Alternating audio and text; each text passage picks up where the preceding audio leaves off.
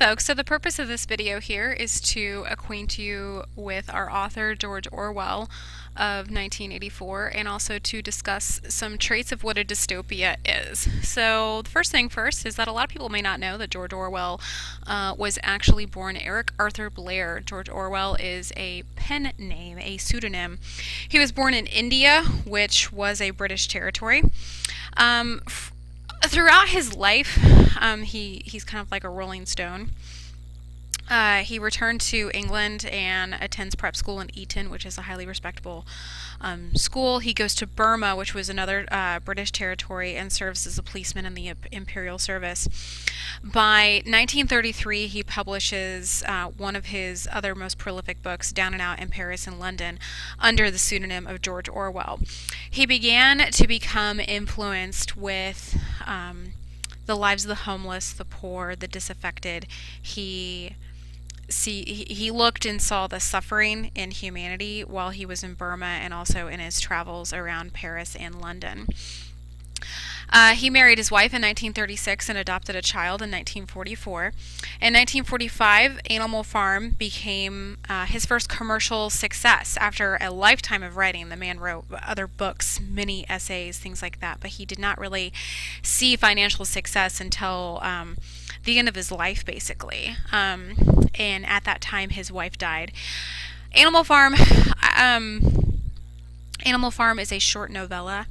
It is about talking animals, and the whole book is an allegory for communism. Like, you could actually specifically pinpoint different characters and say, this pig represents this person, and this sheep represents these types of people, and this horse represents this group of people.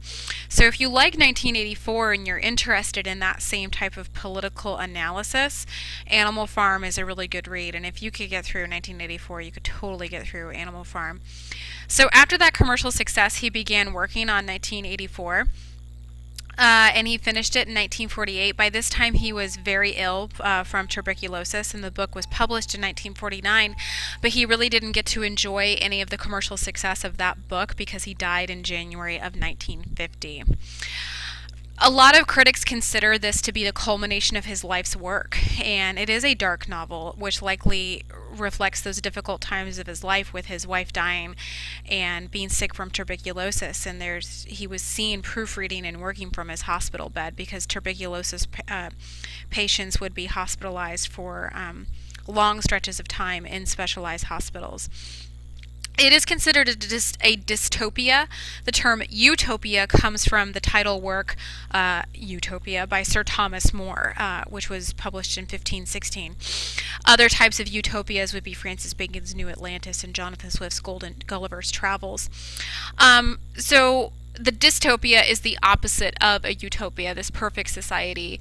The dystopia looks at the darker scenes of that. And another influencing piece of work was written in 1907, Iron Heel by Jack London, which predicted fascism in America. And if you don't know what fascism is, it's a dictatorship within the government in which the dictator, the leader, has complete power, and you see forcible oppression. Anyone who criticizes the government is shut down, and there is utter and total control of all industry and all commerce. There's no independence of individual business owners or anything like that. But at that same time, there's an emphasis on aggressive nationalism, of celebrating the country, even though the country is not run by the people, it's run by the dictatorship. And fascism usually has shades of racism within it. Sorry about that. I had a thing coming over the intercom. I had to come back on here. So a dystopia is, by definition, predicts some sort of dire consequences. So if you look at a utopia showcased an ideal society in which everyone is like getting along and everything's going great, then a dystopia shows what could happen if warnings that the author is embedding within the text are not heeded. And a lot of common warnings that we see in dystopias are criticisms of Western technology, or how destructive war can be, if not a world war. There's often political warnings, such as rising against totalitarianism or fascism, like how negative that type of control could be. And it also reflects how bad it is when individuals do not have power and are rendered into a state of hopelessness. Okay, those are just very, very generalized. Those types of warnings and themes show up in a lot of dystopias. 1984 definitely includes these types of warnings, but then there's also ones that are specific to the novel and the world within the novel itself. A lot of dystopias also pose these types of thematic questions, such as changing human nature. Utopian writers were incredibly optimistic, but dystopian writers would look at the fact that there was possibility for hope and the means there to make a change, but then lamenting the lack of action that people did not take. And this definitely comes up in 1984, especially in the back half of it when the protagonist sees an opportunity to make a difference. This novel is not the first dystopian text, but it is considered a landmark work of the genre. You know, anytime people talk about dystopias, this is the one that always comes up. We've seen 1984 show up a lot in pop culture. Just as a general term, the phrase "Big Brother is watching," even if people have never read the book, they've probably uttered this statement because it refers to a type of surveillance. There's even the television show Big Brother, which the whole premise of it is that people are living in the house and they're under surveillance. Simply Google 1984 Apple commercial.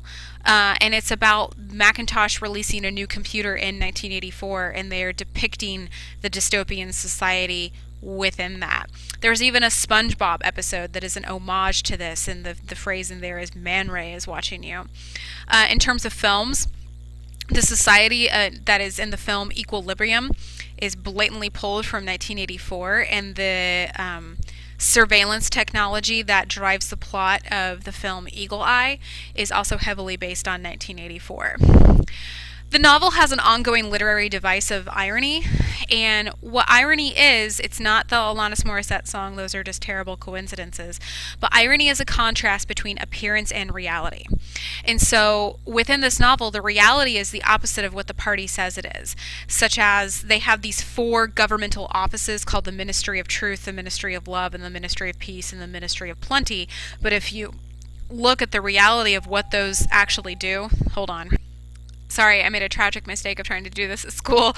Those 4 ministries, as you get into the book, don't have anything to do with truth, love, peace, or plenty.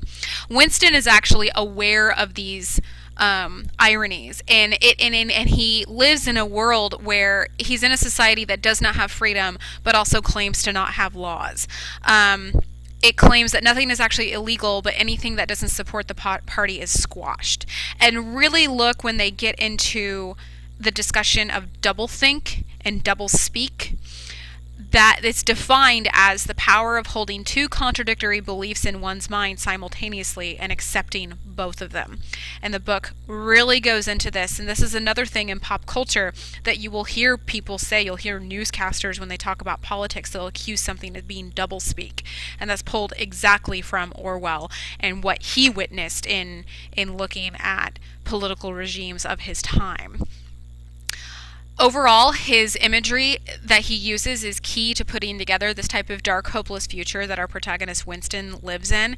He does an excellent job of pulling from all 5 senses. Really look at that first chapter where Winston talks about his apartment, and you get a sense of exactly just how gritty and cold and even the smell of the place that he lives. A really beautiful language to describe. Well, it's not beautiful, it's terrible, but it's really good use of language and descriptive imagery to pull together our setting so we know this type of frightening future, this alternative future reality of London that Orwell makes. The symbols throughout this look for images of party control. Pay attention to the children's rhyme that is within the book, The Bells of St. Clemens.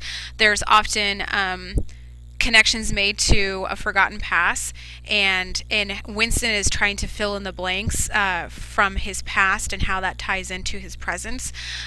Totally forgot to put this on my slide, but there is a paperweight. Pay attention to the paperweight that Winston gets.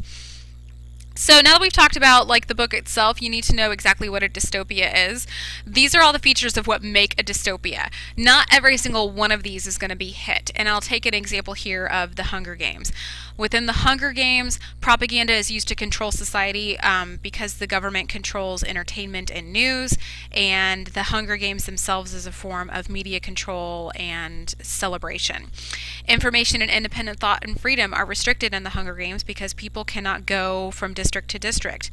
The Hunger Games does not necessarily have a figurehead like a person that is worshipped, but one could argue that a concept is worshipped, that the concept of the Hunger Games is worshipped because it keeps going. You even find out that there's 75 Hunger Games within the course of the series. Citizens are perceived to be under constant surveillance because there is surveillance within the district, but within the game itself, the fact that Katniss is always on camera.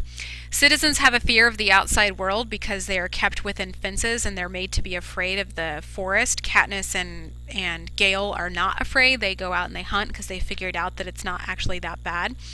They live in a dehumanized state. This is like interpreted in a lot of different ways, but you could look at the citizens of the capital and how they change their looks and dye their skin and make themselves not look like normal humans anymore as a form of dehumanization. But even the treatment of the citizens themselves, like how in District 12 there are people who die and starve in the street, is a form of dehumanization. The natural world being banished and distrusted, you can interpret District 13 as that. Individuality and dissent, look at how the first Hunger Games ended and Katniss's way of forcing the Capitol's hand to allow there to be two winners, and then she faces the repercussions of those actions throughout the next book. And then of course Panem as a whole and the Capitol is meant to be an illusion of the perfect utopian world, and the citizens of the Capitol are the most oblivious to that and think that everything is wonderful and have no cares themselves. There's also a dystopian protagonist. You look at that main character and see how that character changes. We often see that this character feels trapped and is struggling to escape. Katniss is sort of like this in the beginning of the Hunger Games, and then literally in the Hunger Games she has no way to get out. She does not question existing social and political systems as much in the beginning of the Hunger Games, but definitely by Mockingjay you see this, and going into the next one that she believes or feels something is terribly wrong. Definitely. But most importantly, it is through the actions of the protagonists that they are like the lens that we as the reader look through to see all those terrible traits. You know, everything here, these features, we learn those by how our dystopian protagonist reacts to those things, okay? Dystopia is not dead. In fact, it's like gaining in popularity. These are some very popular titles that are dystopian. Because of the Hunger Games and Divergent, it has seen a resurgence in young adult literature, but it's always been fairly popular since the 1950s. And thank you very much for listening. I hope this helps you to understand, 1984 and exactly what a dystopia is.